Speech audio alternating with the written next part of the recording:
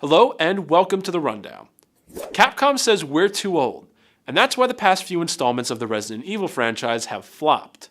In a white paper on Resident Evil's history, the company stated, the main user group is now in their late 30s to early 40s, and the average age is also going up as the series goes on, with an increasing possibility that some percentage of the existing users will outgrow games altogether.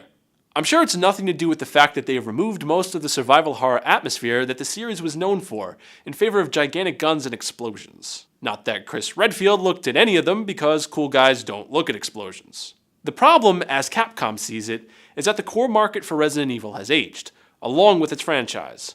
Resident Evil is now 18, which is admittedly impressive. You don't make it this far without doing something right. But now, Capcom has shot itself in the foot. They want to remarket the series, aim it at a younger audience. Capcom says the core fans of the Resident Evil series are in their late 30s and early 40s, which assumes that they've been playing since the original launch in 1996. 96 was a good year in games, actually. Super Mario 64, Diablo, first Crash Bandicoot. Anyway, what Capcom fails to realize is that their offerings in the series have changed as the supporting technology has advanced. It used to be that Resident Evil only had 6 or 7 zombies on screen at any given time. That's what the PlayStation could handle, so Capcom designed around it.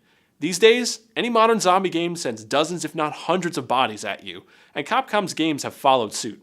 Resident Evil 6's mechanics bore similarities to the super successful third-person shooters like Mass Effect and Gears of War.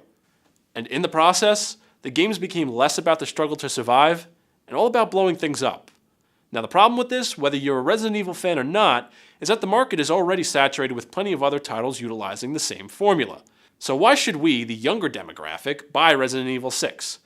We're not old enough to experience the nostalgia and brand loyalty that Capcom is claiming as the cause of their series' demise, but I'd argue that it's Capcom's own fault for releasing subpar, boring games.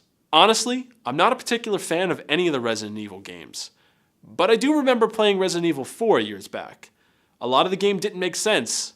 Seriously, you need a key just to open up a gate that I could hop over? But the atmosphere was lonely and suspenseful. Ammunition was scarce. You had to work to survive, which is supposed to be the whole point of Resident Evil.